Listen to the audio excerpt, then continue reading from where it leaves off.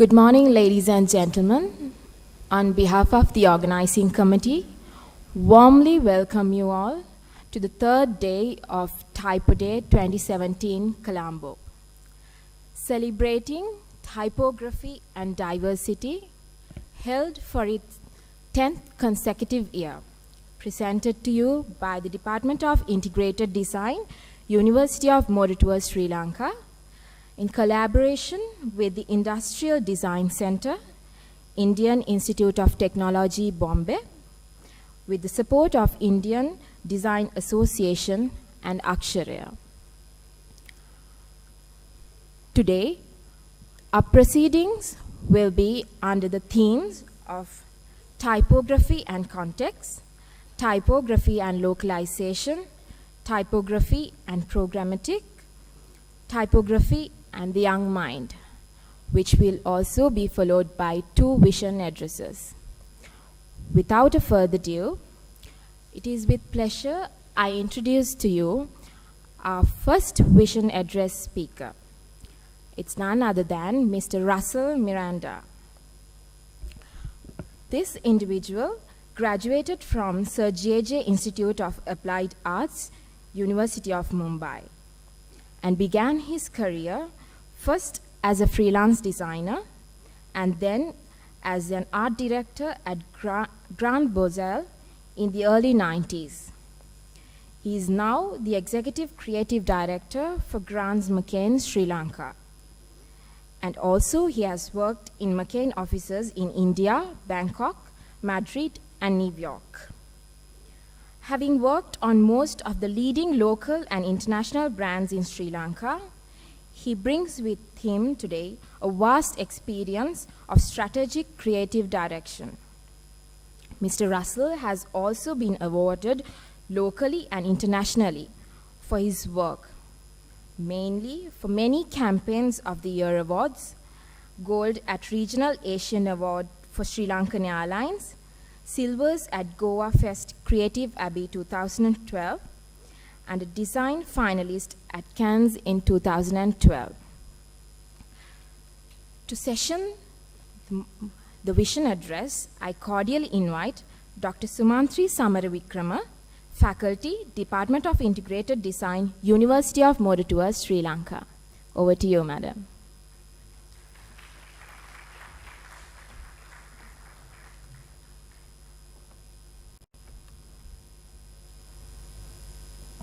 Russell.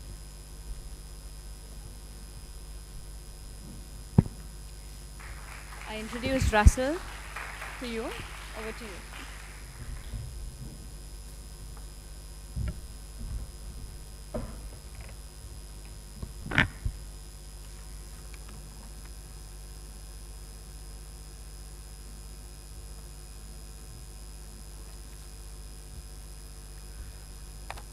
Good morning, all. It's good to have all of you here on this third day of Typo Day. First up, I'd like to say it's been a great experience for the little bit that I have been participating in the last few days, and I've had the chance to meet up with so many colleagues and friends, even former lecturers from Bombay, so it's been a great session so far. Today I'm going to talk to you about I think my take is slightly different from what all of you have been seeing and hearing the last few days, because I come from a background of having been now moved into advertising and communication in the industry. So from an industry perspective, how does typography, how does it impact on communication, and what are the things that are happening out there in advertising, which I have to say is not as pure, it's not the purest aspect that we've been, which I've learned so much from in the last few days, but it's a lot more commercial. So there is a lot, with it comes some element of compromise. So I think especially for students, it is good for you to understand that once you get into the industry itself, the challenges are slightly different.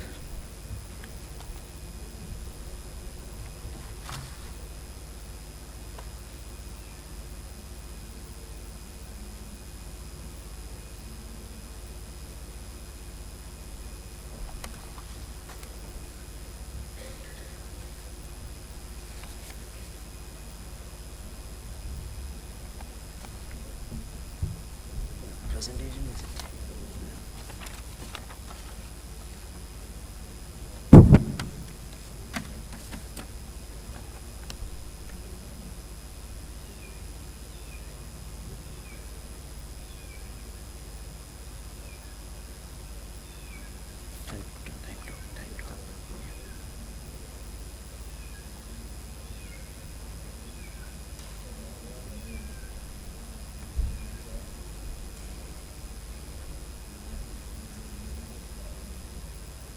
So, typography, creativity, and diversity. I mean,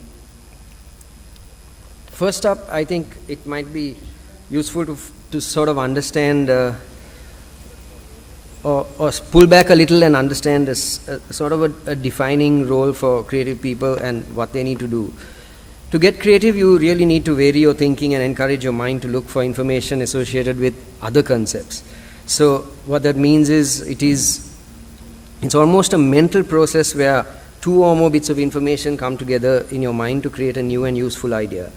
So let's first dwell on this whole aspect of creativity and then see the role that typography plays in it.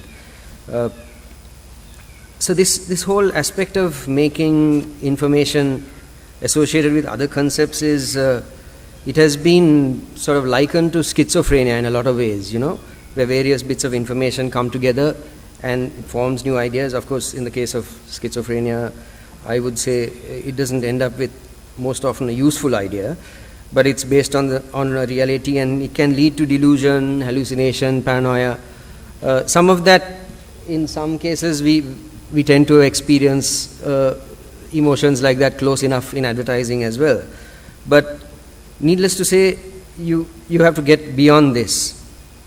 And the goal is not to use type merely to fulfill its most elementary role. I mean, I think we've had a lot of discussion on that, where it has to be made clear that, especially in advertising, type is seen by a lot of people, creative people, and even within the context of an agency, as something you go for not so much as a creative option. It's something you go for if you don't have the budget to do it because you don't have money for a photographic solution, or you don't have the money to do a CG illustration. So then let's do typography. So it's almost like typography is just there to sort of fulfill a very functional, non-creative aspect. And so what I'm going to do today is I've got a selection of work which shows you that sometimes if we use typography well, it's probably the most powerful thing. In most cases, it is amazingly strong, and it is so powerful, it overrides all other forms of execution and styles of creative communication. So the goal here, like I said, is not to use type merely to fulfill its most elementary role. And there I just want to dwell a little bit on some changes that are happening in the industry. Artificial intelligence, everybody is talking about it these days, and it's changing the business of creativity by doing just that, fulfilling a functional role at a certain level. And it is argued that it can do that far better than a human can. So I think if we don't get beyond that, AI is talked about in a lot in this context, and actually every human endeavor will happen, it will happen in every human endeavor. It will happen in music, it's in industrial design, literature, graphic design, where an infinite number of variations will be created and designed. And this, it can be done much faster and quicker and more efficiently than you and I can. These variations can be altered, they can be curated, and it's proven that AI is already better at these repetitive tasks, and they are about to get better at creativity. Of course, that is arguable, but that's the way the world is moving. So design will be fueled by algorithmic generative creativity. Everything will be like fed into a computer. You'll get the kind of options, the multitude of variations you want. This generative design is going to affect everything, even the way we use type. So where is the human connection and what are we going to do about it? So how can typography be used to add another dimension to this is what I'm asking. And here are, I would say, some attempts at us trying to do what we can in the context of this. So I have actually categorized it into various aspects. First up, I will deal with type in brand design as we have tried in the recent past. There is this confluence of branding and advertising that is happening today, where there was a distinction at a time and now that is blurred, and there is a lot more brand work being done in advertising. So it's interesting to see the role that type plays, and obviously at a more elementary level, aspects of graphic design like logo, identity and all of that, type plays a big role. Before I start on that, I have to say I am not a type designer by background. My dabbling with type comes from just a love for it and a constant attempt to use type to go beyond the functional. And it may not have the same august aspect the work of purists have. A lot of it is shamelessly commercial, some more than others. But the harsh reality is this, that all these pieces of work here are hard fought for. It is something, some of them have the client's fingerprints on them, but that can't be helped. But it describes the use of typography as a creative mode.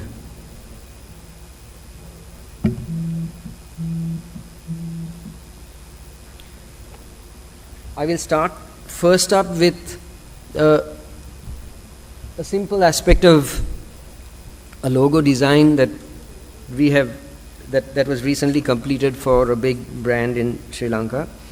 And here the nature of it is just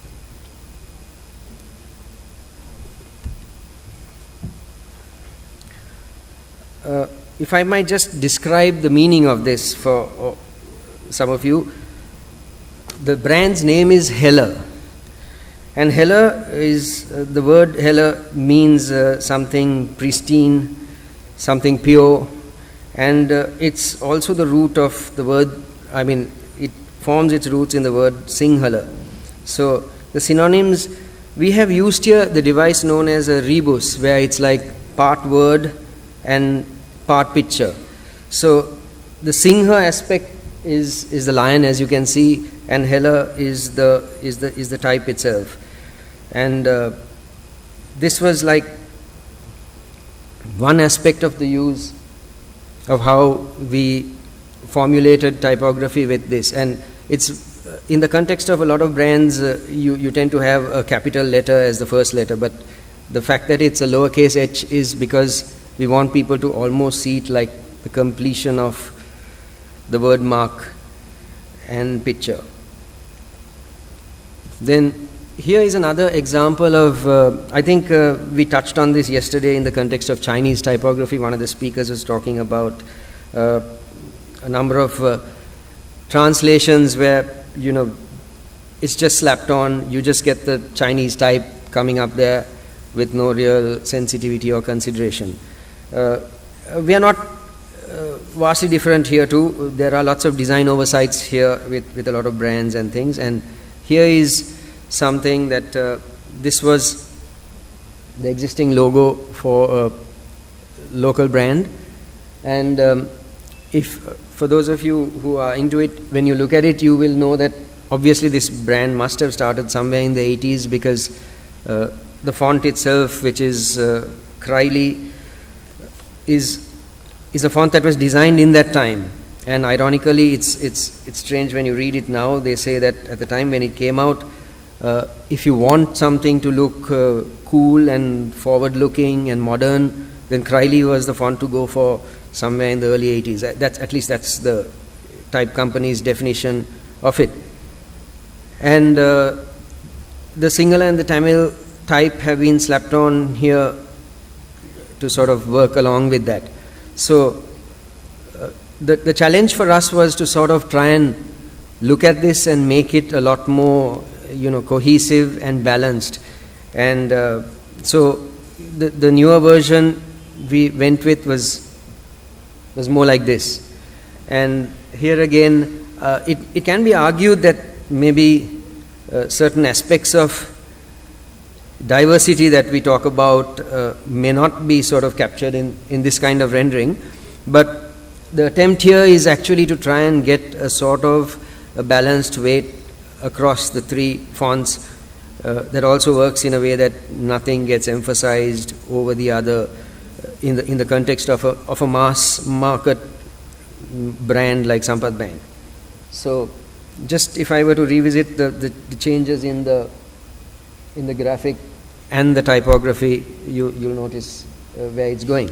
So this is just another example of the kind of things that we have to do with when you have disparate scripts to make them look a little more enduring and professional, and not fall into the earlier trap of designing with trending typefaces of the time.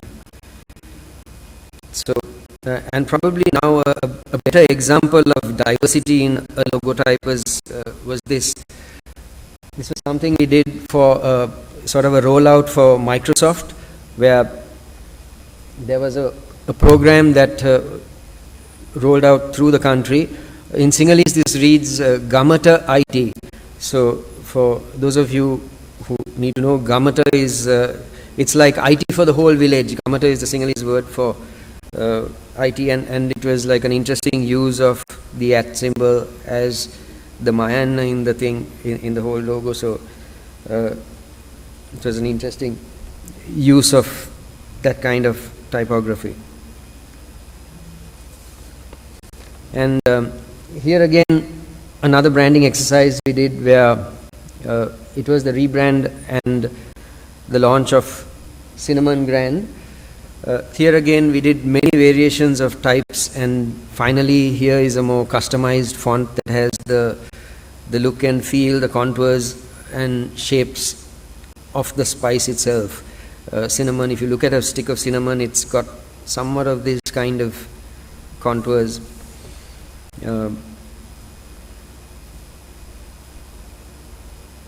And this is just an extension of how the logo and the design carry through.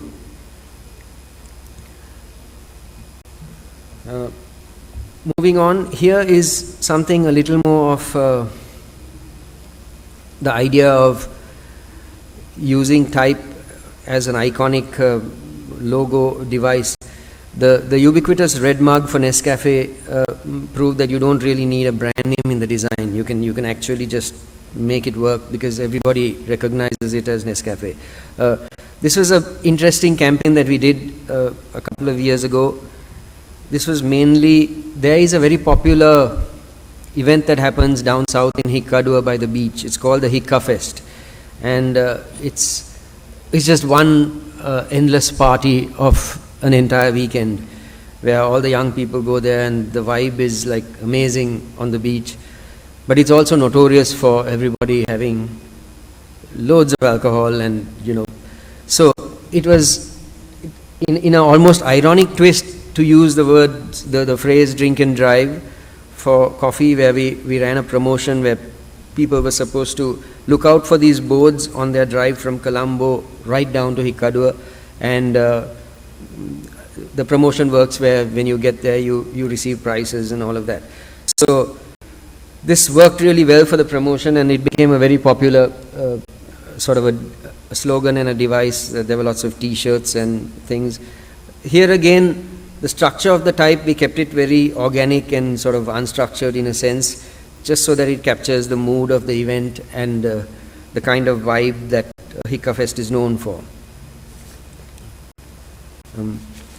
Then here are some examples of type as the creative idea itself. What I showed you before was a little more in the context of branding and all of that, but here is something where, like I was saying earlier, you don't have to use type as a default or something that you go back to when you can't afford a better form of execution. So here the creative idea, we did this campaign for Western Union, and needless to say, it speaks for itself that here is hand-drawn, the ambigram, I mean the typical ambigram style of it, where Western Union, the fastest way to transfer money. So this execution was pound and rupee.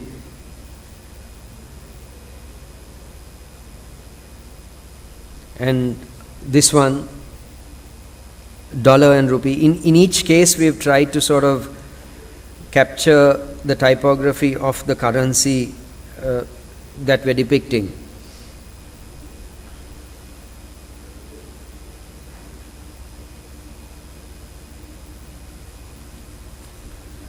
And then here, real and rupee.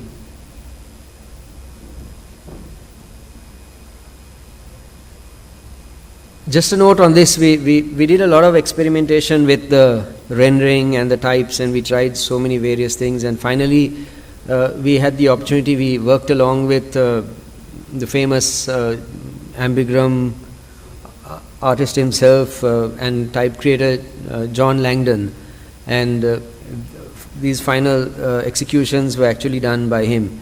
So it was an amazing experience working with him, and unfortunately I don't have the renderings of the first few sketches and scribbles that he did and how it evolved and came to this point.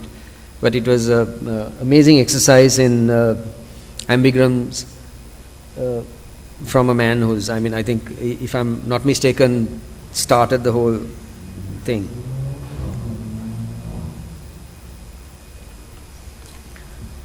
This was on a different note, here again focusing on the idea of things and using type in a way that really works for us. It's very common in Sri Lanka to have during the Aurudu time, Sinhala Tamil New Year, where you have a lot of sales. There are like hundreds of these stickers that come up, and they are usually very basic. It's deliberate that the type in this is very simple, very straight, but in the sense, a message coming from a bank to urging you to save by spending wisely during the new year instead of just sort of overdoing the sale part of it. This went down very well, and we use this sticker a lot in even in the bank and at some of the ATM machines and all of that.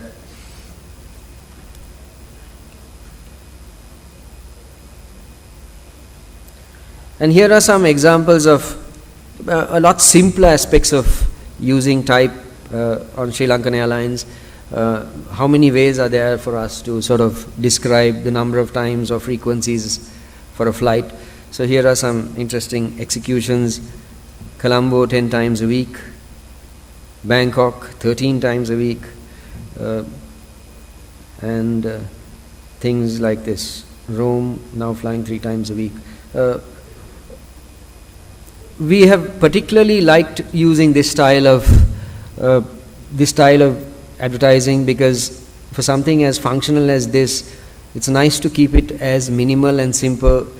It's organic. It works in the sense that it's based on the font itself. And here, given that the font is customized font for the airline, the brand recall is very high. So these are little ways that we have been trying to sort of push some interesting uses of type. Here is a different kind of execution that we did.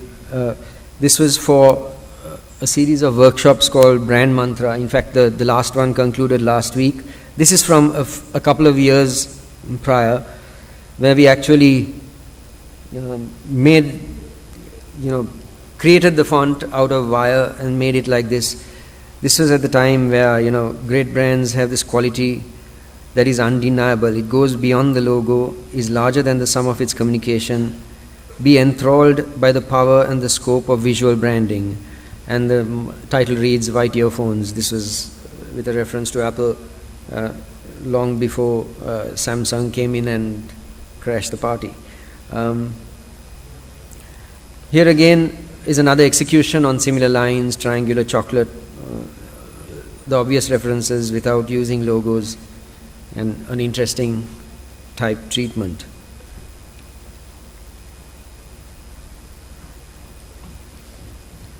Here again is a different sort of execution entirely hand-drawn.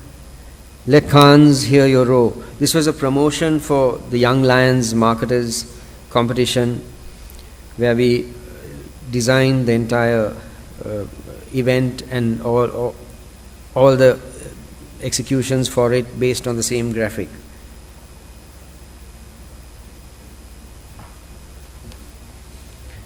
Here is one more use. It can be argued that this is not purely typographic, but it helps that it's entirely hand-drawn and created.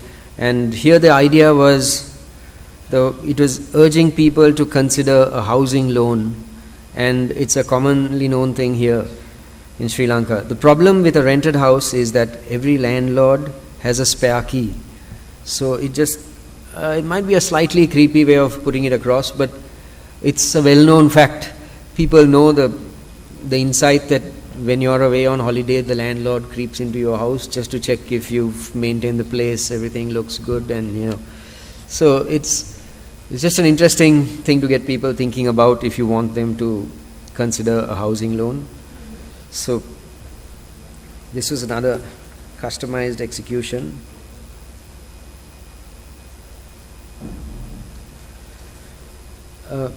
Here again, another interesting use of typography that we used in dark market advertising. Here in Sri Lanka, we have this aspect where all alcohol advertising is banned in virtually in every form, and you have to find ways around it. And so we were involved with doing some package design for a new brand of beer that came out. It's called 3 Coins, and during the development of it, the big challenge was, how do you promote it? Once it comes out, what do you do? So we also have to it's not just about the brand and the brand name being out there. It's also about a context of letting you know that the brand has a certain personality, and hopefully it should start a conversation. So what we did here was, as you can see in the design, largely typographic. The label actually had these 3 holes in it as a reference to 3 coins, and how we chose to take it further from that was like this. We did a series of different things that you could have, especially in places like if it was at a bar or a nightclub, drink. For full moon, a holiday in Sri Lanka, it's possibly get people talking. Good to have a day if you like. So, and extensions of it, best served cold. So this was like the full flush of it. Unfortunately, this hasn't rolled out yet because the brand, all of this is designed and done, and it's the product is only now coming out.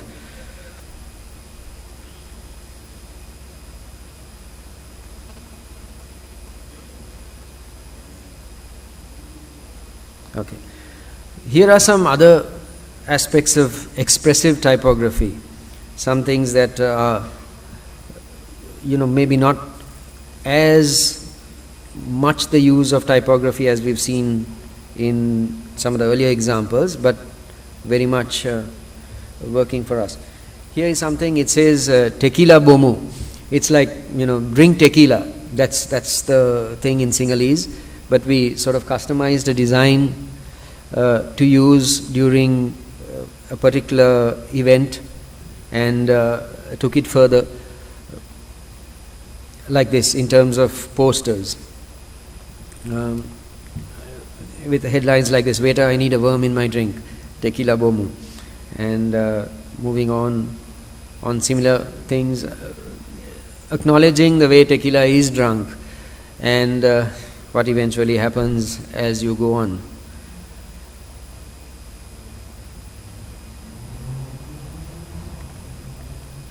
And shoot now, come Monday, life might be a pitch.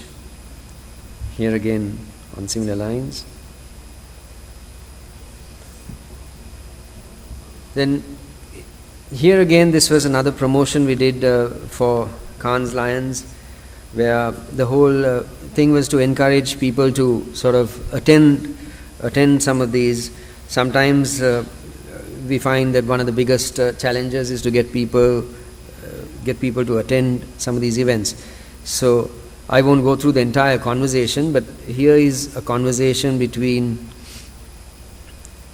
the whole idea was to use different animals and creatures, asking them, are you going to meet the lion? So this is a conversation between a frog and a fly, and aspects of, and we have the typography within the illustration to sort of describe it, so that it sort of works across both languages. And furthermore, taking it one step further, here is another version of it, with once again talking about various aspects of the chicken and egg story and the lion.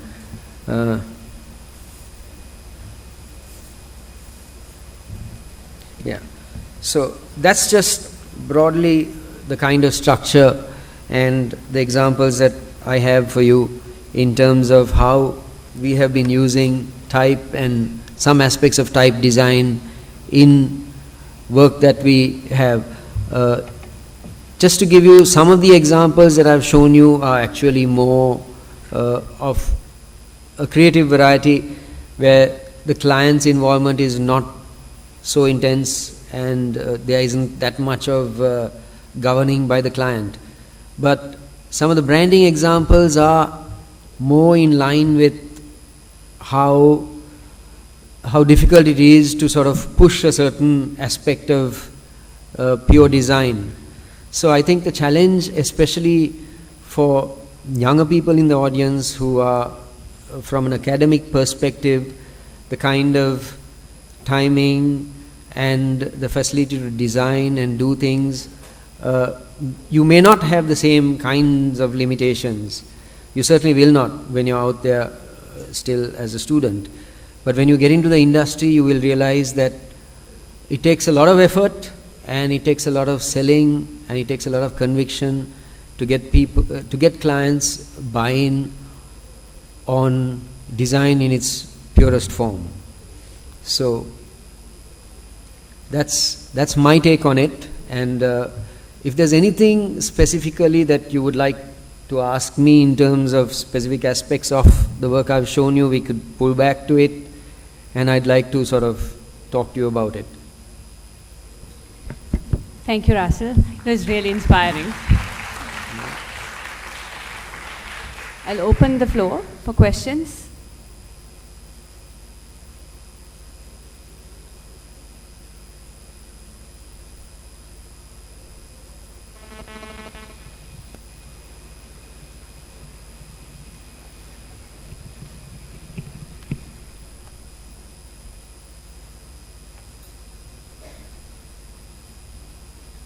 Russell, you showed beautiful examples of the use of type, and you were able to explain why you used them in the way that you did.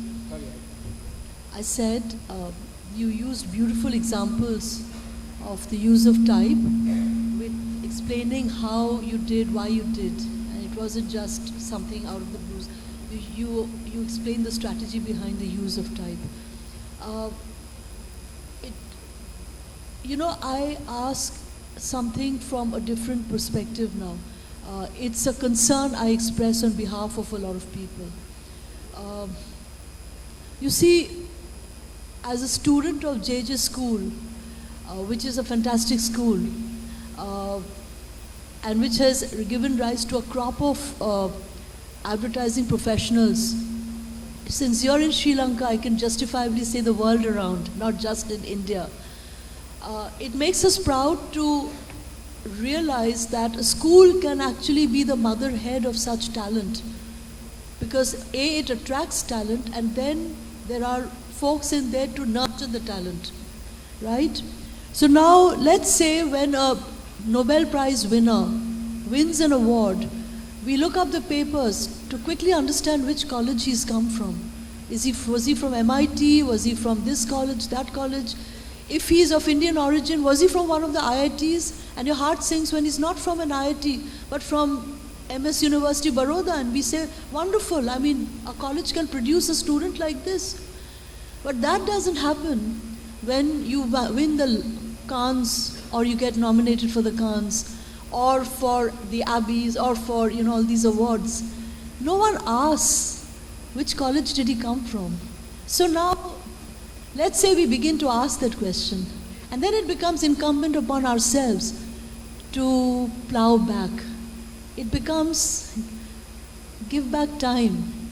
And what if you were to set up small internships in those colleges, calling them the Grand Bakan intern, the O&M intern, and actually plow in funds. And nobody's asking for huge amounts of funds, just to support the intern to be able to go and do some ethnography, to do upstream, downstream research, and put the whole thing together coherently, so that you're able to see the work for tomorrow, because the college cannot be doing what the advertising industry is doing. The college has to apprehend and be prescient and do what will happen in the future. So you're actually buying into the future. And then there can be, for example, at Typo Day, half a day, where we show the work and we attribute it to the industry. So you're actually contributing to very high level R&D. You're buying mind space. Would you consider doing that? Because I know I have personal connect with Piyush Pandey of O&M, and if Russell Miranda does it from Sri Lanka and Piyush Pandey does it from India, then we've already won the battle halfway. Can we get a commitment on that? Thank you. Thank you for asking that question. That's brilliant. Definitely. I mean, first up, to answer you very quickly, I'm always available. I'd love to do that. And you're right. You're very right. And in fact, we've been having this conversation in the recent past, back in the agency, and amongst some colleagues who I have some association with some of the colleges here, like with the University of Moratuwa and with Academy of Design, and we tend to we take part in some of their crits and some of the evaluations of their projects and all of that. We also do a certain amount of internship from these colleges, where we get a couple of students every year who come in and work with us, sometimes for as much as 2-3 months in the agency. But you're right, there is a need for us to make it a lot bigger, make it a lot more formalized, and I do agree with you. Not every college can you can only show someone the path right at the beginning and give them a way. It's like what happened to me. For me, I think my lifelong passion for typography started because I went to JJ's. I think you cannot be at JJ school and escape the impact and the influence of typography, and people like Achut Palav, when he does a calligraphy demonstration. I remember this. At that time, we used to climb on top of the tables to watch him do something with a burnt foot ruler. I mean, that's like indelible in my head. So you're right. You learn those few things, but then what happens later? What happens for people going out? And so to answer your question, yes, I mean, I'd love to do that, and I'm ready and willing ever to sort of take part in all of that in some kind of training. And we do need to, as people who've learned and grown and can contribute, we need to sort of start doing this. That's for sure.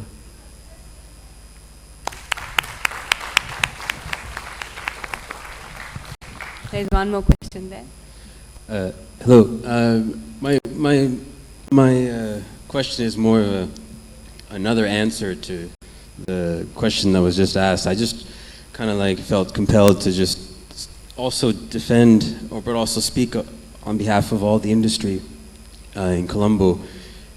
they've been extremely generous. And in fact, Russell, I'm from one of the private academies here, but I know that Russell's given a lot of time to both the university, state school and private school in Colombo. In fact, there's students here that have been had their work reviewed by Russell. But I think in general, there's a lot of initiatives during the school year where money has been raised to send students, raised by the industry, raised to send students to international competitions, which is, as an educator, we're all very jealous of all the events that happened for these students. But that stuff is happening in Sri Lanka.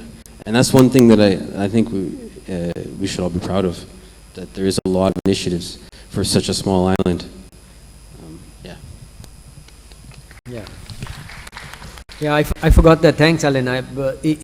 That's true in the sense that every time there's an international competition, now most of the big award shows in the world like Cannes and AdFest and Spikes, they always have like a Young Lotus or some kind of competition for creative people, and the industry has come together to sort of collect funds and send people every time for all of these competitions.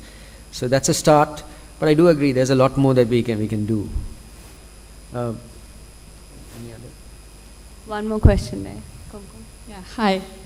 Hello. Thank you for your presentation. It was really very inspiring to see the entire basket of work that your company has produced. Right in the beginning of your presentation, you talked about the future of design, the future of creative industry, in the light of technological advancements and the artificial intelligence. Can you elaborate on that? How do you see the future of a creative professional? Yeah, well, this debate has been up and about these days. The way I see it, at least from my perspective, in terms of this whole focus on artificial intelligence, I think that for the creative industry, it does pose a challenge at some level, because there is a lot of work that is done that tends to be somewhat repetitive or formulaic, that is definitely going to get replaced. And that's, I think, not such a problem. What it does is, because of this advancement, I would think creative people are forced to be a lot more insightful in their work. They have to make the kind of connections that probably a computer cannot make. They have to be digging a lot deeper into what motivates your audience. I think if that kind of exploration and a lot more of that kind of work happens, it's going to be hard to beat, because all the people who know more about this than and have been talking about artificial intelligence, they say, at least at this stage, the kind of jobs that will get replaced are the ones that are repetitive and formulaic, and that can be, if you feed all the information about a particular subject into a machine, can crunch it at 100 miles an hour and definitely give you various algorithmic options that are generative, and it would serve the purpose in a lot of cases. But I think for creative people, you will always have the possibility of making amazingly strange connections that can only come out of a deeper understanding of a culture, the diversity of people, their behavior and their insights. So I think in that sense there is always room. It's just going to make creative people have to work harder and to think more about what they're doing, be a little more in depth. So that's a good thing. I think that keeps us alive. I hope that answers your question. Yeah. Any more questions?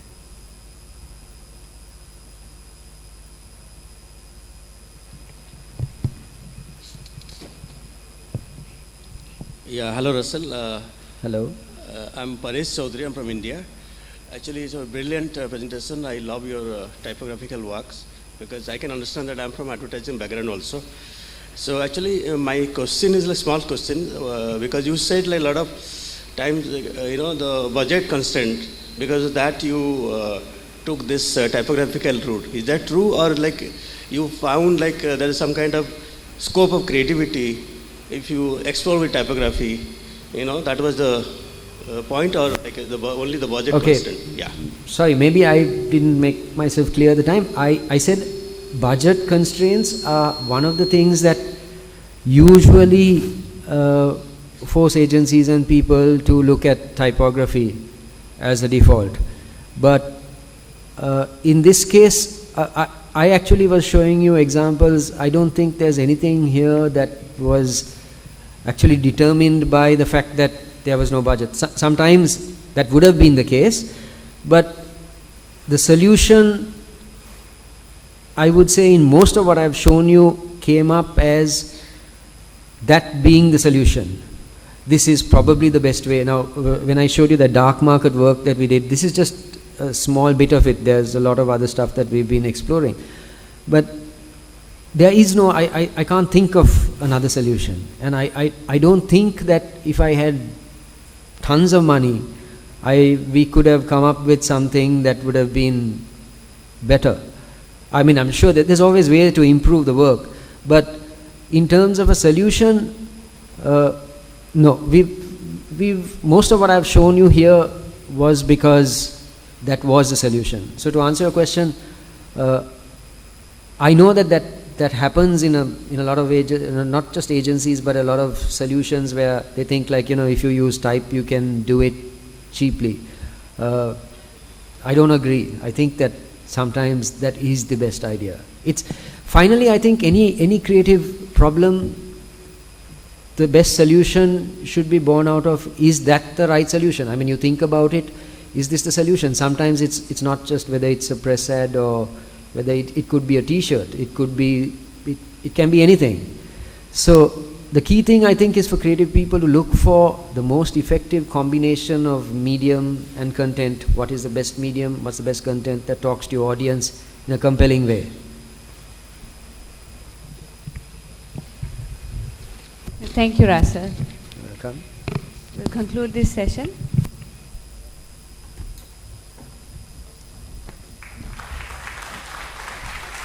Thank you, Mr. Russell. On behalf of the organizing committee, I cordially invite Mr. Russell to accept this token of his appreciation, and to present the award, I cordially invite Dr. Sumantri.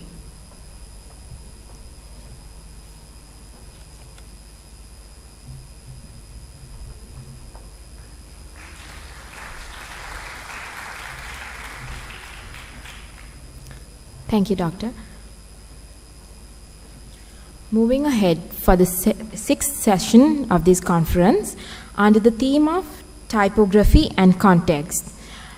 To chair this session, I cordially invite Professor Antoine Ab-Adi, Academia Libanaise de Beaux-Arts, Lebanon.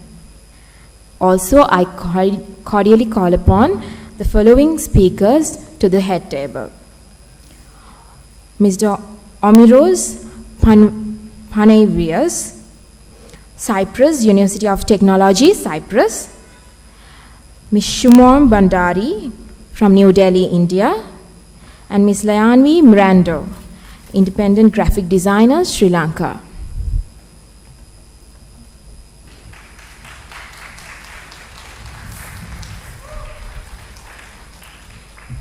Over to you, Professor.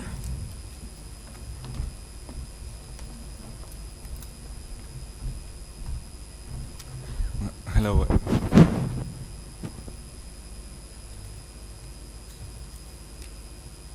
Hello, everyone. I will ask Professor Omiros to start with the presentation.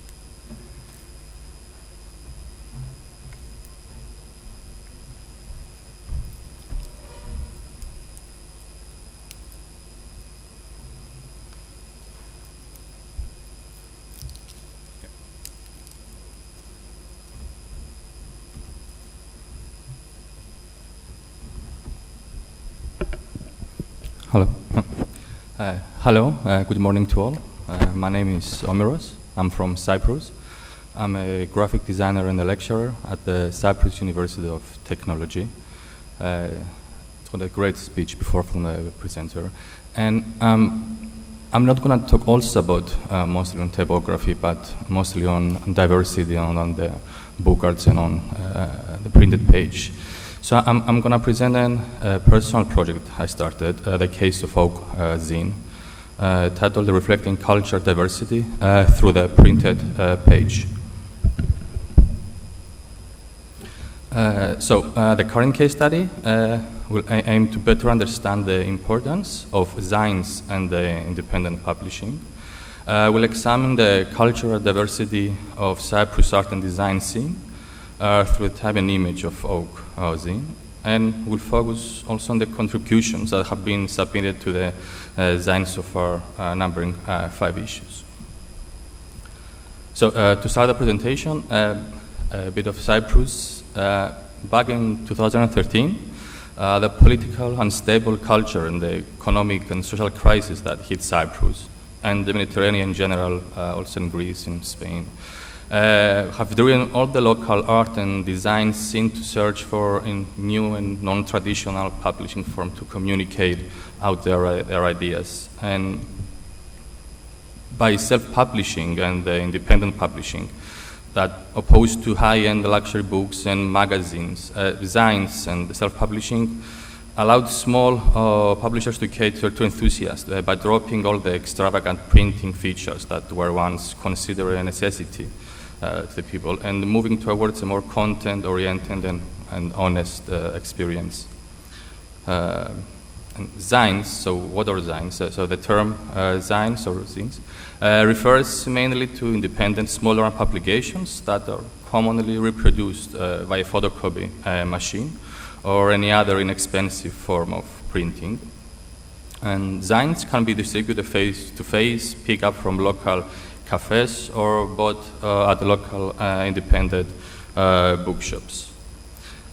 Zines, we can trace them back to the 1930s in America, in the science fiction boom in the US, where the fans needed a way of interacting with each other and trading their own stories. And so the term fanzine appeared from fan plus magazine together, and later on we dropped also the fan to have the term zine.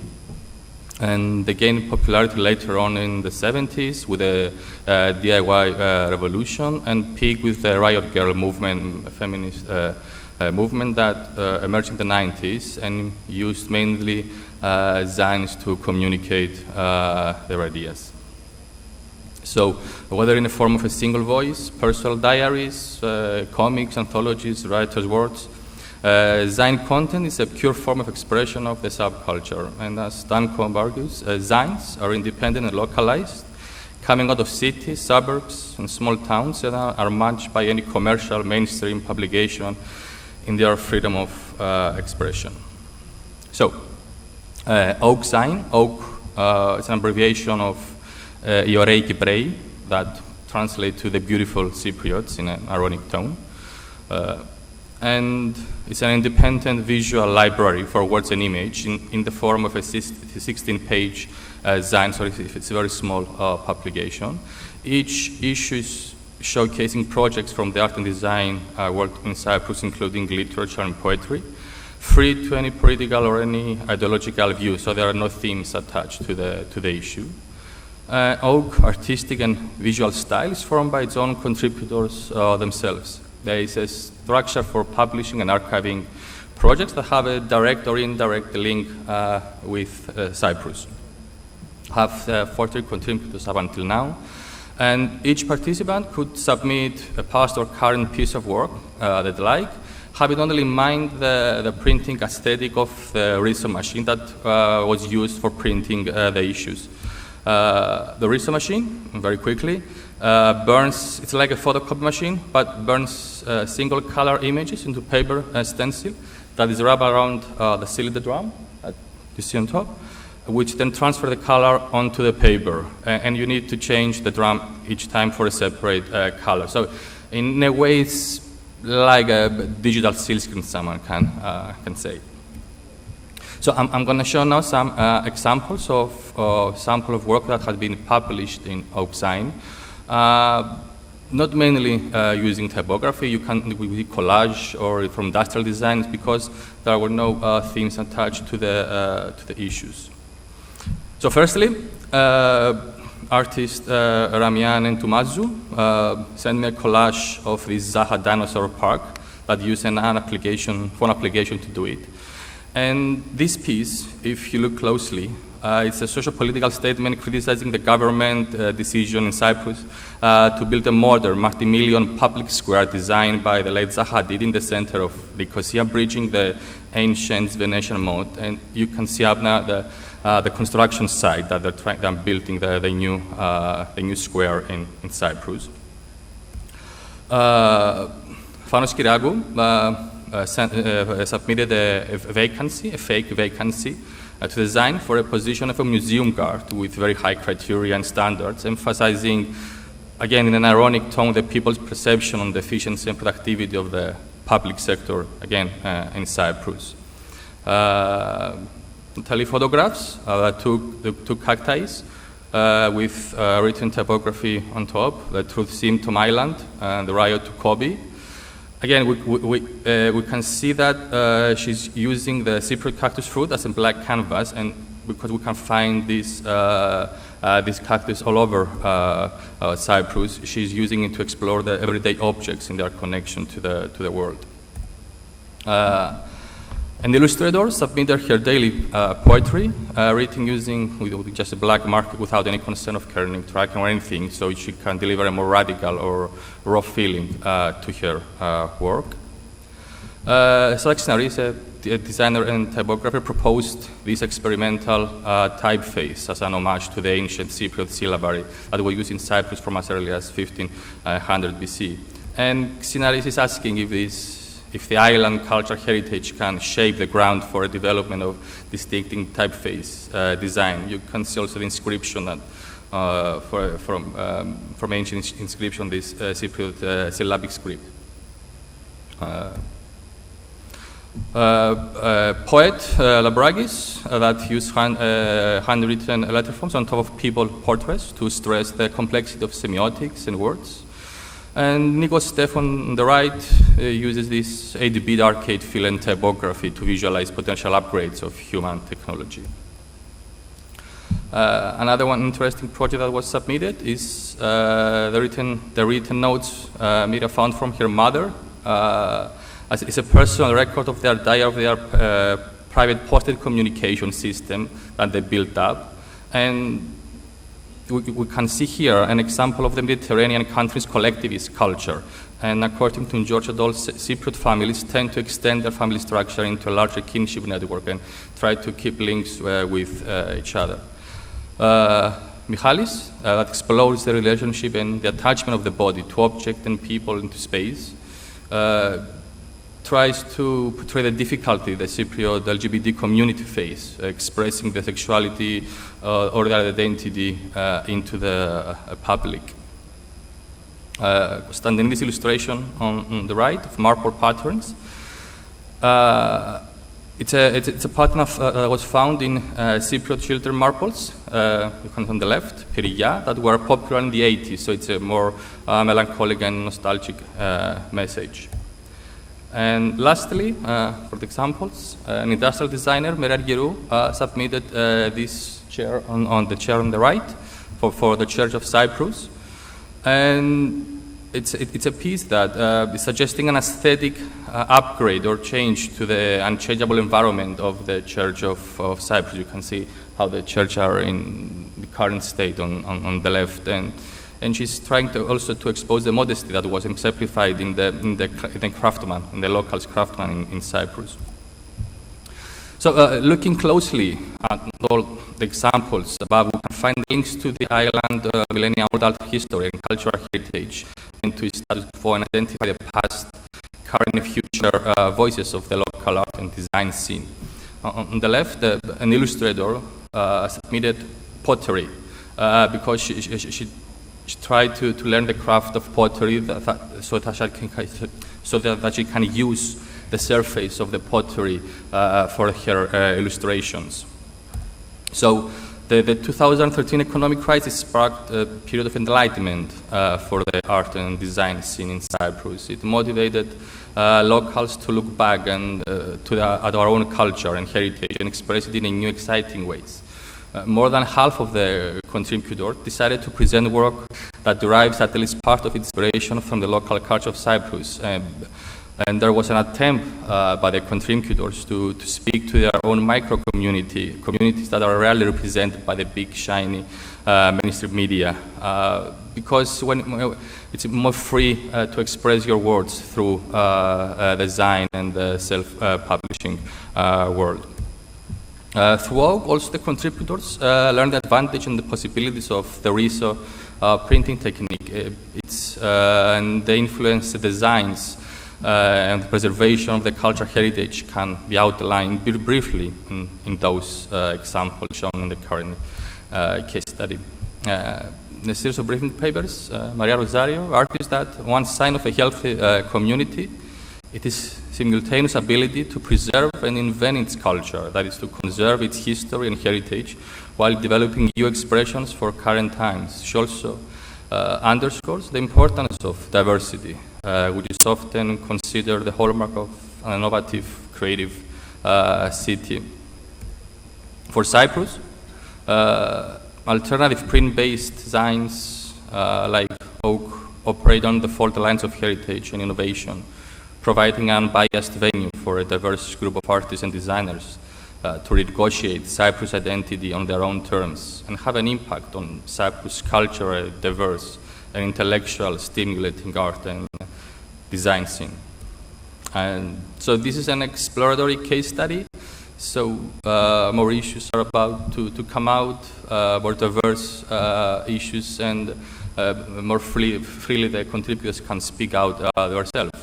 And so the findings are meant to be used to further investigate the importance of the independent print culture in Cyprus and how it can socially impact the island. So a very special thanks to all contributors of the Oak Design study. Thank you. Thank you. Thank you so much for respecting the time. I will call Suman Bhandari, please, for the presentation.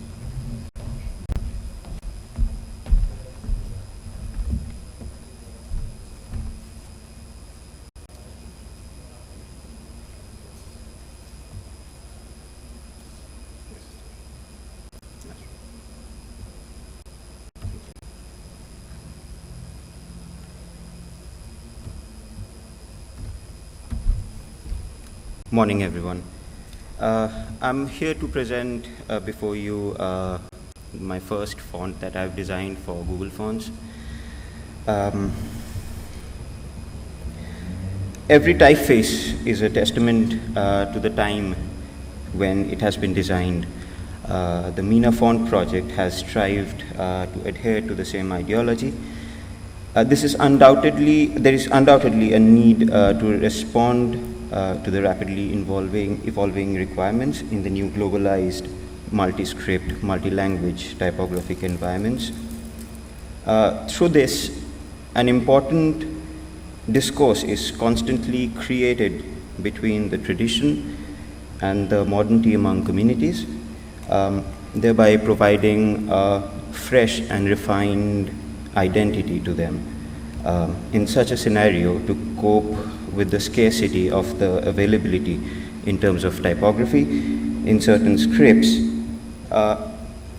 in this case, Bangla, it is quite evident that new designers like myself end up looking for inspirations from the existing, more available styles. Mina took the design cues from the existing Latin exo as well.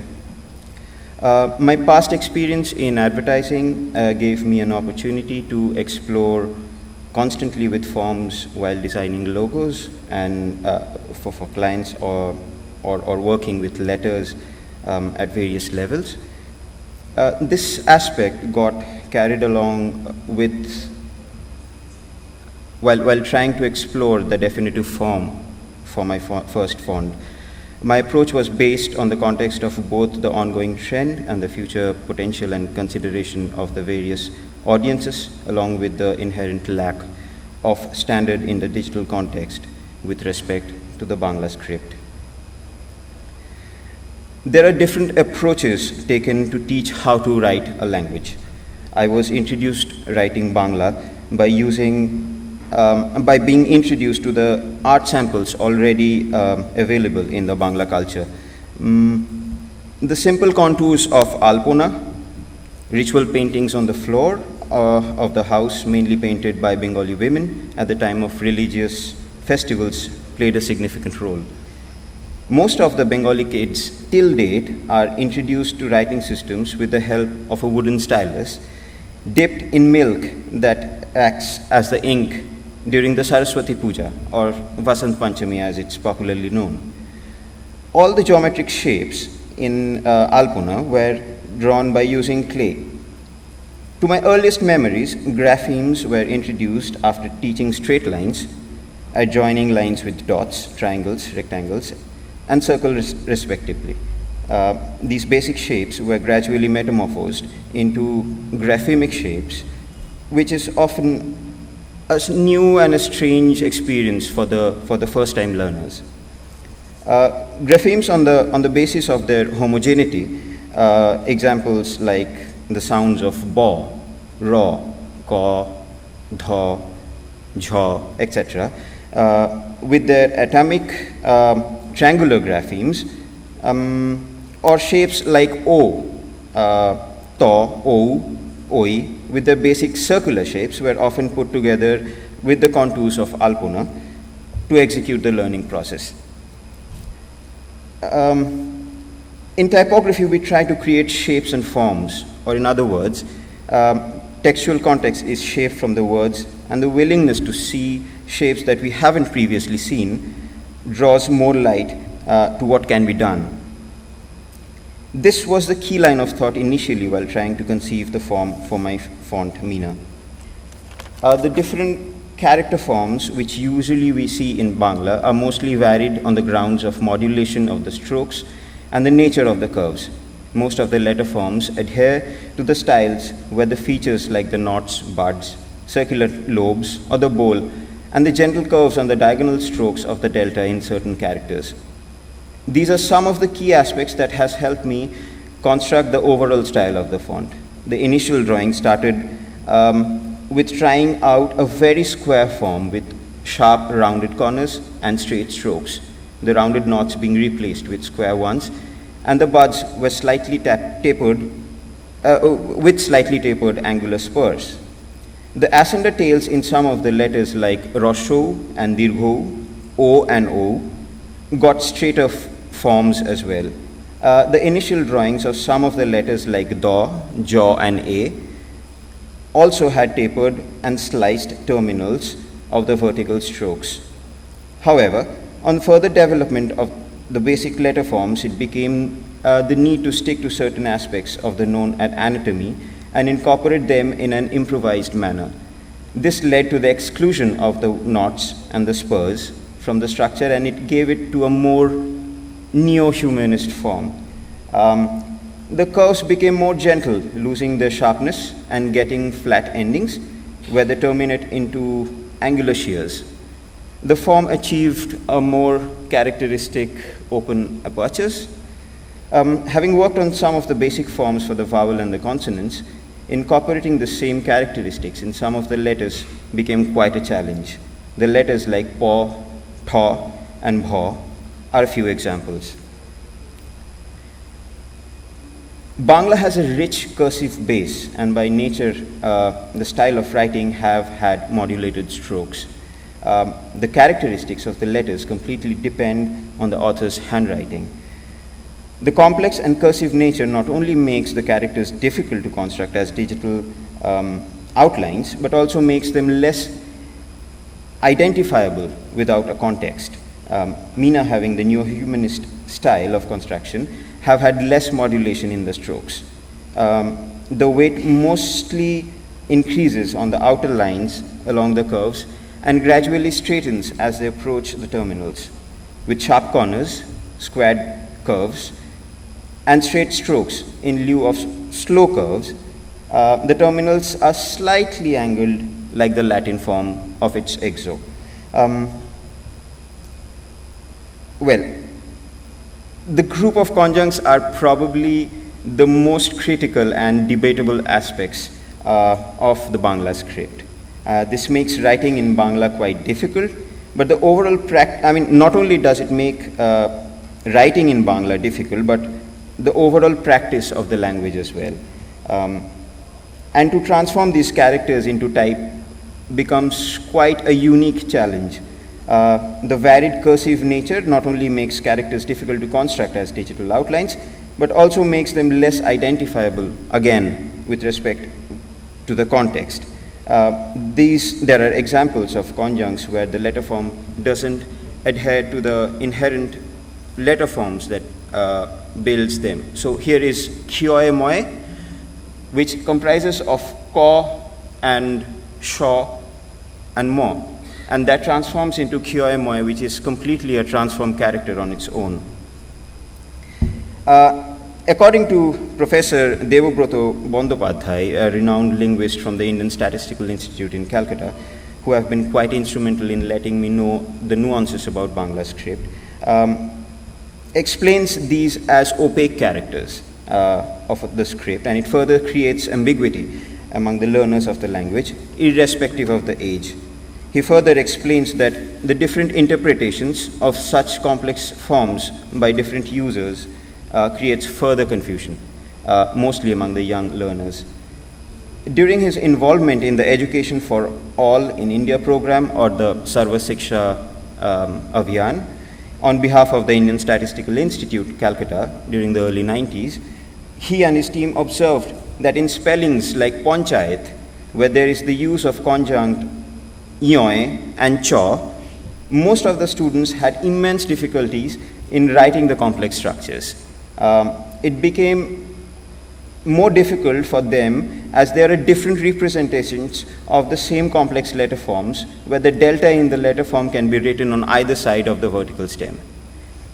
Hence, the teachers were directed to mark the students correct who would spell the word in a more transparent manner by writing the inherent letters of the words, even without using the complex conjuncts. I wish I had the privilege of having some of the teachers like them. My Bengali score would have gone higher much. Writing is thus a language depicting another language, a set of signs for representing signs. The opacity and the inconstancy of the conjuncts has violated somehow the innocence of the original oral word with a monstrous perversiveness. Working on the conjuncts, maintaining the same sort of the style as a primary characters was a significant task. Not only do I feel the need for refinement in a number of these complex characters to create a balance in the space around and in between them, I also feel the need to scale some of these letter forms to create uniformity among the characters, especially when used with the Latin forms. Throughout the process of working on the conjuncts, the other aspect that intrigued me was the preference of the letters involved in their formation. What is the factor that determines which character will gain prominence over the other? Initially, it seemed that the letter that concluded the conjunct, while pronouncing it, gained the visual prominence. But on further studying them, I found that it didn't hold true to a lot of conjuncts. On further discussing the aspect with Professor Devobroto Bandopadhyay, he mentions, and I quote, "Such ambiguity is one of the key reasons why the language has faced problems in the recent times. There has been quite an amount of redundancies in the formation of complex letters, letter clusters, and special focus should be provided on the aspect." There is a need to find a way to avoid these redundancies. It is not enough now to have robust typefaces when the intended user of the typeface do not know or fail to understand the fundamental guidelines to which to apply them. The different Meena has two weights, regular and bold, respectively. This effectively enables the font to be used as a display typeface, but it will also work well at small to intermediate text sizes to be used across the user interface designs.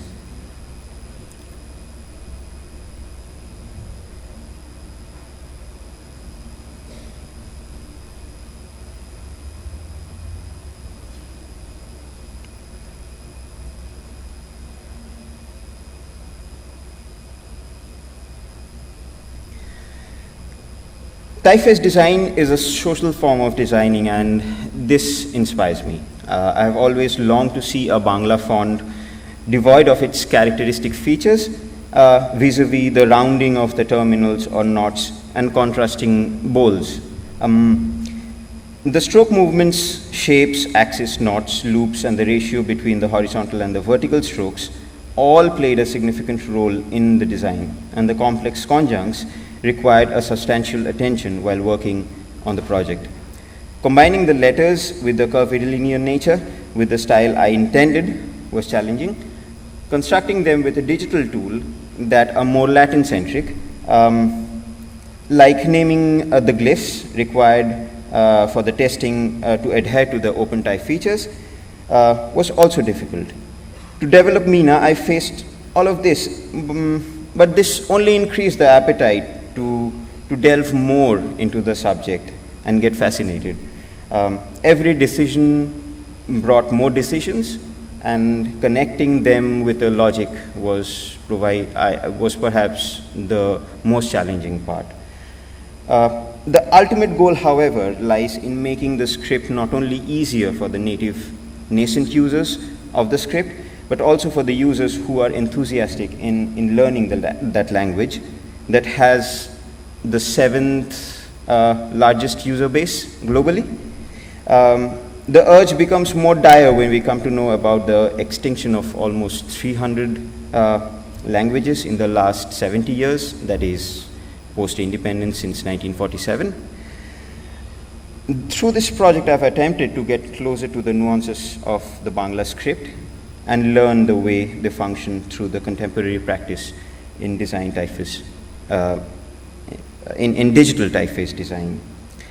I can't end this presentation without thanking a few people, especially Dave, who had been patient enough for believing in me, as this was my first font project and probably a stepping stone to professional typography. Professor Devobroto Bandopadhyay from ISI Kolkata, Professor Girish Dalvi from IIT Bombay, Sarang and Nupur from Ektype, Priya from URW, and 3 of the most important friends I have here, Pathum, Kausala, and Randika. Thank you. Thank you, Suman. I will ask Mrs. Mirando to present, please.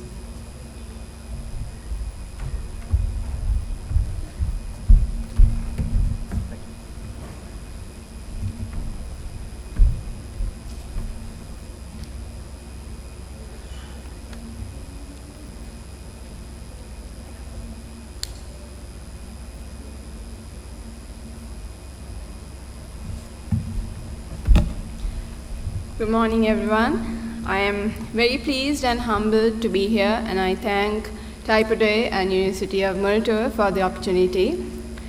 My abstract talks about culture in unconventional places, lorry decoration in Sri Lanka. I first noticed lorry decoration while going to college every day from Negombo to Colombo. I'll be stuck in traffic for hours, and sometimes I get the privilege of actually seeing a lorry parked next to me, looking out of the window. And each day when you see a new lorry, I'd see new patterns, new symbols, new imagery. And it was interesting, and in college, while learning about typography, this was actually a sight for my eyes, which I was actually glad about. And now, most often than not, I'm caught in situations like this, where I tell the tuk-tuk drivers and the cab people to either chase a lorry or actually go slow so that I can take a proper picture of them, right? And Sri Lankan lorry decoration is unique and a little different from other countries that already practice it, like India and Pakistan, because I think it's mainly because Sri Lankan lorry type is purely based on typography. There's only other elements that contribute to the entire art in little aspects, but I think the entire design is basically on bold, three-dimensional, very colorful, pattern-infused typography. This is what I'm talking about. So if you're stuck in traffic or if you're going from Colombo to anywhere, I think you'd be fortunate enough to lay your eyes on a couple of these. And the sideboards are decorated, also the behind of the lorry, plus the front. Actually, the wheels, the fenders, everything has a little bit of art in them. It's mostly, so these bold 3D letters are looking pretty, but also they impart information. And it's mostly about who the lorry belongs to or what fleet the lorry is from, and or the company owner's name, and whether the lorry is insured or not, mostly, and what type of make it's from. So it's from a Leyland to Tata or all of that. And this is a typical scene in Sri Lanka where you see lorries stuck in these little alleyways in Petta. They're infested with them. The lorries also have, a tradition almost of painting the route that they take, probably from places like Batiklo, which is in the Far East, and Anuradhapura to Jaffna and to Colombo. All of these lorries from across the island comes to the central business district, Colombo, and then goes back. And with another element in this decorated lorries is also the logo design of the actual builder or the painter of the lorry. And they mainly carry on like a similar theme, but they're all different. They're all from various events. And I think from my research, I'd probably figured that about probably 10 workshops that actually engage in this kind of work. But what's most interesting about this kind of typography is that these 3D bold, like very bold letters are also sectioned into pieces, and each letter carries in them even tinier art and imagery that has been captured in these. And if going by these examples right here on screen, so we have an abundance of coconut trees, and if you go further in to places where there are a lot of lakes, it's common to see these people on boats going for fishing or to get nelung leaves or something of that sort. And it's also common in rural Sri Lanka and most cities to see the mother taking the child to school. So among these sections, they mostly cover mundane day-to-day events of life, and also sometimes fantasy images like silhouettes of dragons and swans and stuff like that as well. I've also seen a couple of lovers in there somewhere, for sure. So this brings me to the context of these paintings and my paper. Sri Lanka, as you know, is a multi-ethnic, multicultural, and multi-religious country. And from our history of invasions, immigrations, it is very evident that our culture is very diverse and very complex, with a lot of communities living in Sri Lanka. My research was based on, actually, I'm trying to relate to the main three communities in Sri Lanka, the ethnicities rather, the Sinhalese, the Tamils, and the Muslims. So these are a few examples of how our places of worship look like in Sri Lanka, of these three ethnicities. So you see a decorative kovil inside the wall paintings of the Jataka Katha and stuff that goes inside temples and their ceilings. The painted glass windows are in churches, and elaborately decorated red mosque in Petta. So my study, for my study, I spoke to workshop owners, and I closely examined about 30 lorries from Venapur to Peta. And in observing these lorries, I observed also that each painting or each motif that goes on these lorries or captured within this typography is mainly related, it's mainly related to these ethnicities and also the preference of the drivers or the owner of each of these lorries. So to take you through the cultural depictions in the lorries, so these are a few images which has no cultural or religious background, which is neutral. You see birds painted, you see scenery painted, ships, to everything there. But most often than not, in most of these lorries, you see religious symbols painted on it. And also this is one example where the Punkalasa is painted on the front of a lorry. The Punkalasa is also featured in our national emblem, and especially, for example, in our currency, one side of it is the national emblem and the other side is the denomination. And so I'm thinking, as the livelihood of many of these truck owners depend on this lorry being functional and actually working, they could be insisting on having this image painted on the lorries as a sign of good luck and prosperity. And this is a comparison of the interior of the cabin of a lorry towards the right and the ceiling paintings in a temple. You see similarities. I think this also shows similarities to kolam drawings during Thai Pongal in Sri Lanka. My purpose actually was to, when I was seeing imagery day in, day out, I was thinking, who paints these and why do they paint these things? So when I went and asked them in my interviews as to where do you get inspiration from, actually the most common answer I got was that they don't know where it comes from. Most of these painters, they're young boys of 18, 19, and they just come to the workshop and they paint. And I was thinking it is probably because in Sri Lanka and world over, it's commonplace that each day in, day out, you get blasted with thousands of imagery and information. And you see it or not see it consciously, but I think it gets stored somewhere, and when you have to draw on it at some point, you draw from these things. So Sri Lanka, given the historic background and the cultural background and its richness, I think these people draw from what they've seen growing up in the country. So in my research, I found a significant amount of cultural references made in these imagery, and this could mainly and broadly be categorized into religious symbols, art, and fantasy images. And for me, lorry type has become, I think, more symbolic in being functional as well as very design-oriented. It's very visual when you see it. It's full of patterns, it's full of everything, but still it serves that function of imparting information while traveling. So in conclusion, I'd like to say that imagery within the lorry decoration and typography suggests very strong bonds that these communities and ethnicities have with their culture and their religion.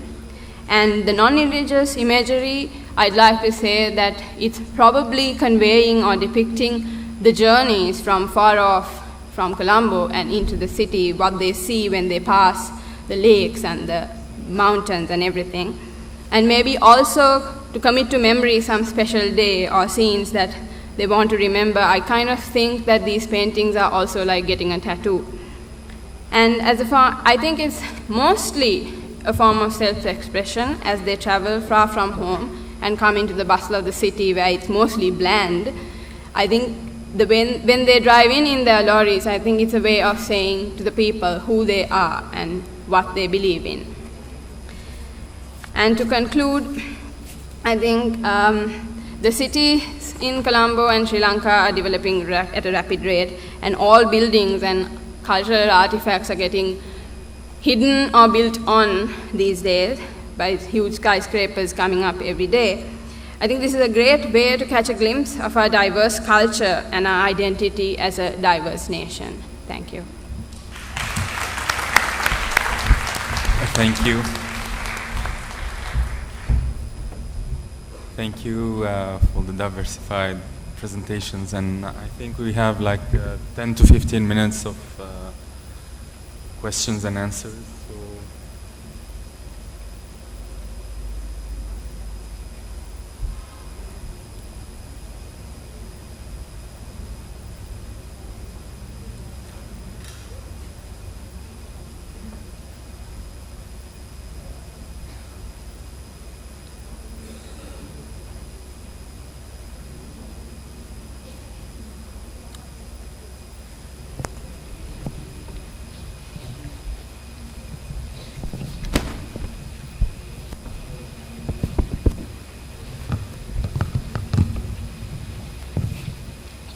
Hi, Levi.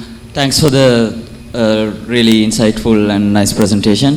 So I would just like to just add a comment to what you said at the last bit, because it is really important that we have this kind of research where we document, like literally these things are kind of, we won't be able to see most of these things that you have already documented in few years from now, with the rate of the things we are building.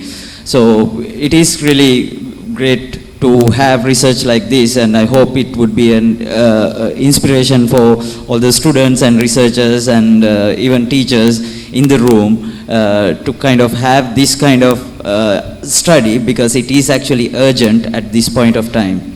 Thank you.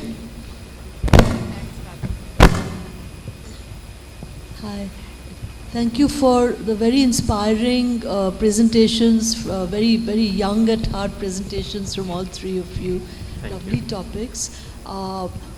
With regard to the lorry graphics, you have a great way of abstracting and putting your information in an interesting manner. You would make a great faculty member for any school. I'm sure about that. Apart from the great work that you've done, I wanted to ask Suman, your name suggests you're not Bengali, right? I am a Bengali, but my title doesn't seem to be a Bengali. But it is? But it is, I mean, I pronounce my name as Shumon, right, which is very much a Bengali name. Of course. Bhandari is, you can find a Bhandari throughout India and Nepal. Okay, so right, Nepal, right. Okay. So your origins are Bengali? Yes. Okay. Specifically in the district of Birbhum near Shantiniketan. Which is the western part of West Bengal, right. Yeah. So your, what you were trying to experiment with, bring in, could you just say a little bit about what drove you into it? As I was mentioning in my presentation, that I always longed to see a form of Bangla that was kind of devoid of their key aspects. I mean, I somehow didn't feel connected to the loops and the greater modulations that used to happen. I do not want to define it in terms of the Latin parameters, so I won't define it as the parameters that have been already set by the Latin forms. At the same time, I have taken inspiration from a Latin existing typeface. So my form reflects mostly the forms that urban people are targeting to see. I have done a very small test for my font that had a sample size of 50, but unfortunately it was only targeted to the urban users. And they had a greater receptiveness towards the font. Now the next survey that I'm going to make has a greater sample size, and is more targeted towards the rural areas of Bengal, both the native users and the non-native users who know how to read the language. That will perhaps help me know whether this form that I have tried to make is acceptable to them, because they have a biasness towards seeing a particular form of Bangla which my form doesn't reflect. So I speak as a person who's Bengali, but who grew up outside of Bengal almost for her entire life, yes. roaming around the country to all kinds of remote places on account of her father's job, which benefited me greatly, but it also, and of course, I was, rightly so, my mother sort of forced me into trying to read, speak and write Bengali. No, now Bengali is a language which is it's quite easy to speak, and it's called the French of the East, and people pick it up very easily, and once they do, they're proud to speak Bangla. Right.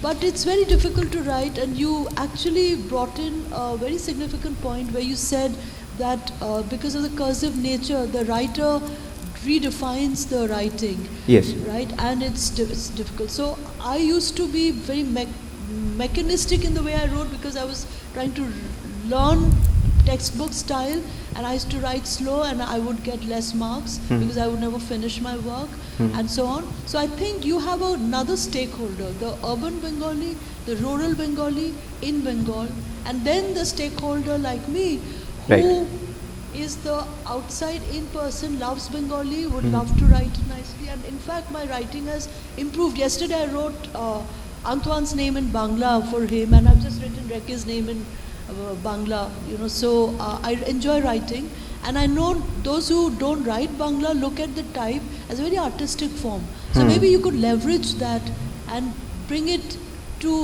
for a non-Bengali audience, a way of writing Bangla that would make it palatable and nice. I would just like to add you a point that my sample size that was targeted for the initial testings were almost 100% migrants from Bengal. So I'm based in New Delhi right now, so I had no other choice but to go with my sample size, which have migrated themselves from Bengal, like yourself. Probashi Bangla. Probashi Bangali. So that in a way kind of is not a sample size that I'm looking forward to.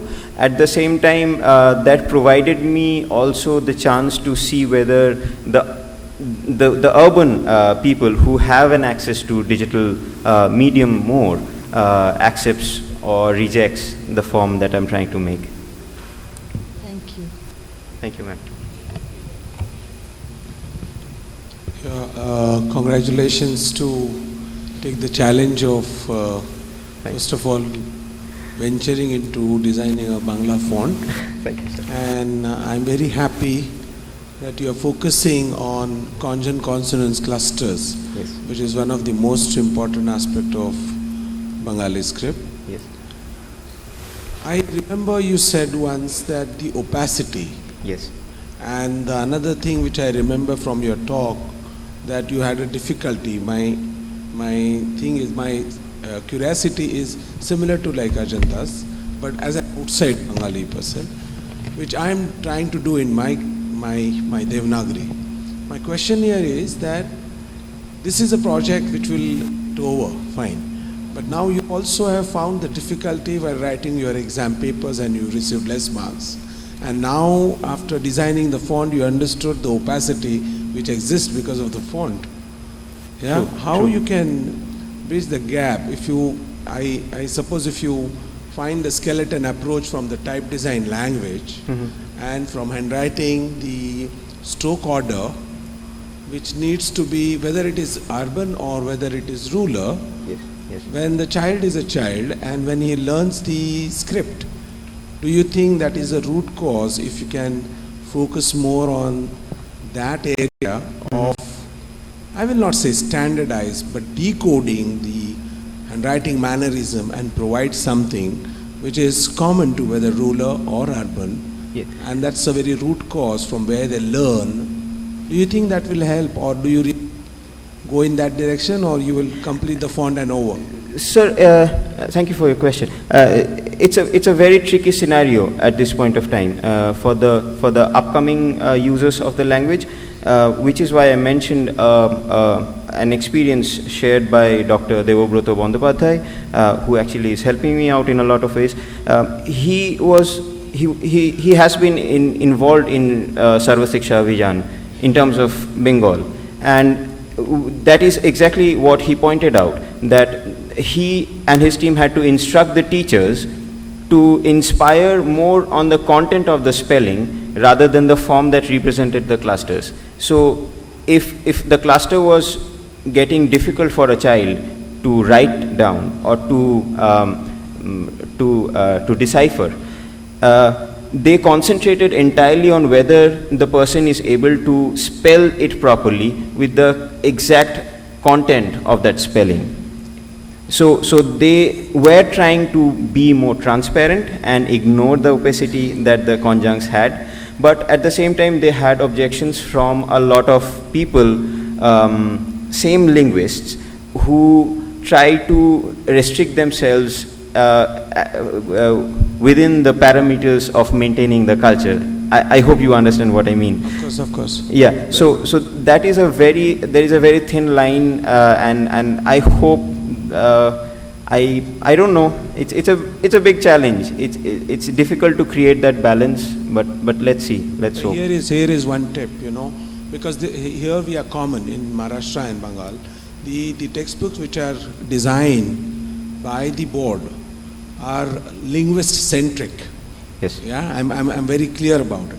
So the person like you, a designer or a type designer, should intervene the process and tell them that handwriting acquisition is totally different phenomena than the reading acquisition. And someone make intervention like that, and I'm sure what you are saying a point there in that group will definitely make a logical sense, and they have to accept it. Yeah. Just on a lighter note, I would like to, as a designer, I would like to have these conjuncts because it's fun designing them. But yes, that is I wouldn't say it's a problem, but it's a situation. It's not a problem. It's not a problem. Definitely, it was there. It was there anyway. It Yeah. was not a problem. Yeah. It is a problem what we have created for a period of time, which we have to remove off now, because the technology is supporting us now. Right. Thank you. We have time for one more question. Yeah, it's for me. I enjoyed your talk on the Bengali script. Thank you, I sir. had the privilege of doing 2 Bengali scripts Yes, myself, yes. though Bangla is not my mother tongue, but I enjoy the form of the letters. It's one of the scripts that I really like a lot. The question, I've got 2 questions. Number 1, you talked about the acceptance of the design by the urban folks versus the rural folks. But there's also another huge community that uses Bangla script. That's in Bangladesh. Right. Are there any variations in the way they write, particularly the conjuncts? And I agree. I mean, conjuncts are beautiful to work on, though they are complex in the engineering point of view. But when I'm in Bangladesh talking to people, there are particularly editors of newspapers. They try to avoid words that contain conjuncts, and they look for words that are simpler in form, not just sound. So, do you see any variations in the way the script is used or written between the 2 regions? Bangladesh and Bengal. There are very distinct differences in terms of dialects. So even if they use the same script, if you hear the dialects in Sylhet, for example, and you compare it to the way we speak in Bengal, you won't decipher a single word. So even if they're using the same script there, the entire use of the language there is completely different. Perhaps that's the reason why they have stopped using the conjuncts, because it doesn't help the way they speak. But this is my assumption or presumption. I'm not too involved in the way it is interpreted in Bangladesh right now. I'm more concentrating on the way it is used within our national boundaries. But yes, that is a very interesting point I would like to get involved at some point. The second question is, may not be directly typography related. Probably this is something to do with the boards or the government bodies that regulates the script. I think most of India, the states that use the Devanagari script are moving towards half forms, right? And doing away with conjuncts as much as possible. I understand Nepal has done away with conjuncts and totally replaced them with half forms. I see half forms in some of the Bengali fonts that I've looked at. And even some of the conjuncts that we do in Bengali, employs half forms to some extent, though they are sticking to one another. What is that direction? Are there any thoughts by any bodies to use those half? Because some of the half forms are very nice. And I think they make a lot of sense, makes it a lot easier for non-Bengali speaking people to read the script. Right. So I need developments in that space. Sorry? If we don't retain the conjuncts, we are anglicizing it. Yes, I wouldn't say we are anglicizing it, but again, we're making it something else. yeah. But again, if he's trying to use the half forms there, that would in a way make those a bit more transparent for the people whom he's trying to target. It's a very tricky situation. I mean, it might be accepted by people, it might not be accepted by people, but we'll have to go on trying.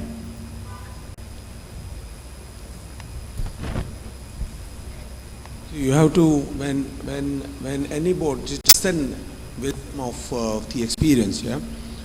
When people argue that people are not accepting it, you know, we don't have a system in order to say that people don't accept it. People have accepted the broken typewriter in other terms, yeah, because it was just available. So if they can accept the distorted, I suppose there is no problem accepting the beautiful letters. Right. That's how I logic it. Right. Thank you. Thank you.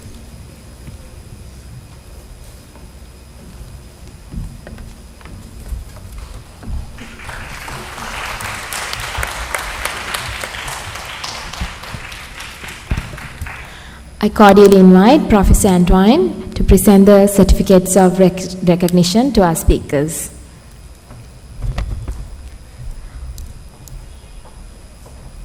Amiros Panaivrius,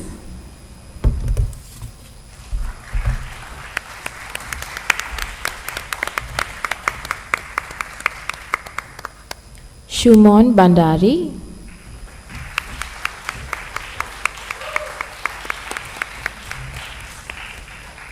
Leanvi Miranda.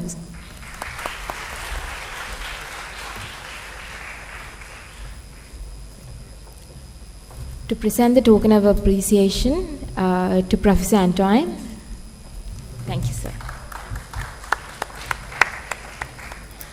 Ladies and gentlemen, before we depart for the tea break, few announcements from the organizers. For those of you who are interested in participating for the Gold Tour tomorrow, you can register now at the front desk for a special discounted rate. And also, we are happy to inform you that the sessions are live streaming in the Department of Integrated Design YouTube channel right now at this moment.